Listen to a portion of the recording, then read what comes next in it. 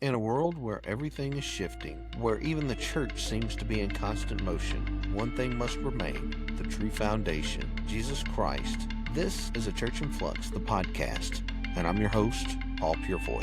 Each week we will confront the cracks, relay the cornerstone, and rediscover what it means to be the church Christ intended. So let's build together on the rock. To Church in Flux, the Purefoy, and we've been talking about a paradigm shift for the past few episodes, and we're starting to get it wound down now. But today we're going to still be talking about a paradigm shift, understanding the profound influences of human weaknesses and emotions, and the redemption through awareness. So every one of us walks with two pulls inside. We have the pull of the spirit, and there's also the pull of the flesh. Jesus didn't hide this. He looked at his disciples in Gethsemane, men who loved him, men who swore that they would never deny him. And he said, "The spirit indeed is willing, but the flesh is weak." That's not an excuse. That is just the diagnosis. And until we recognize the actual weight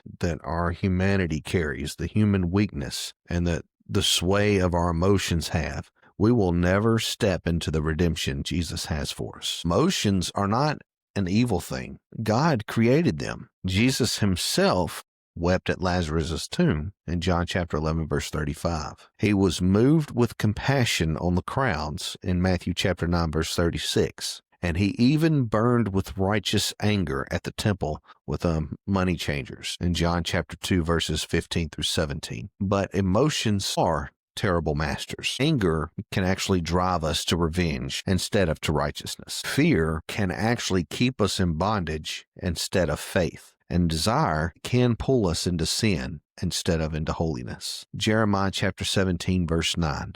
"The heart is deceitful above all things and desperately wicked. Who can know it?" If we let our feelings rule, we will be ships tossed by waves. We will be unstable, we will drift, and we will never be. Paul confessed it plainly in Romans chapter 7, verse 19. "For the good that I would, I do not, but the evil which I would not, that I do." That is not Paul's story alone. That is our story too, because we're all that way. Weakness shows up when temptation hits in secret. Pressure rises in public, and emotions flare in conflict. If it's left unchecked, weakness will turn into compromise, and compromise will turn us into bondage. So here's the shift. Weakness does not have to end in failure. Awareness of weakness can be the doorway to strength. In 2 Corinthians chapter 12, verse 9,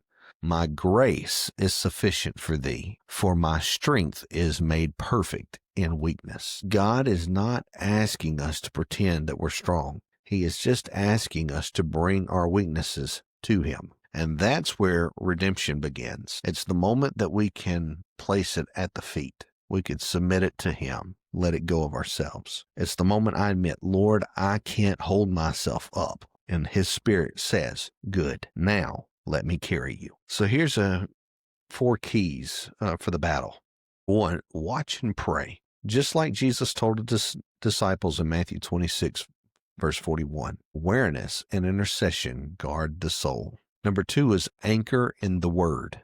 Psalms 119, verse 11. "A word hid in mine heart, that I might not sin against thee." Truth keeps emotion in check. Number 3, walk in the Spirit. Galatians chapter 5, verse 16. "Walk in the Spirit, and ye shall not fulfill the lust of the flesh." Surrender is not just a one-time thing.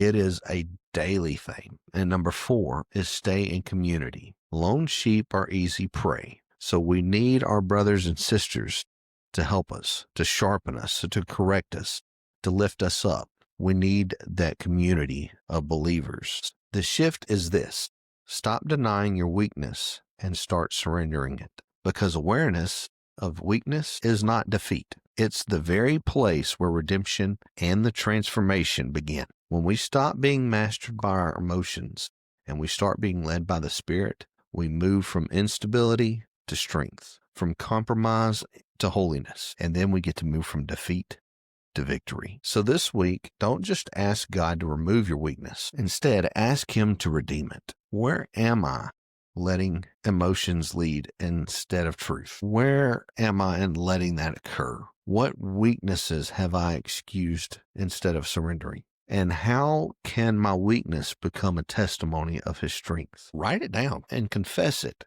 and surrender it and let God use it as a soil for transformation. So the flesh is weak, but the spirit is willing. Don't let your weakness be the end of your story. Let it be a place that God writes redemption. Isaiah chapter 40, verse 29. He giveth power to the faint, and to them that have no might He increaseth strength. The world does not need a church pretending to be flawless.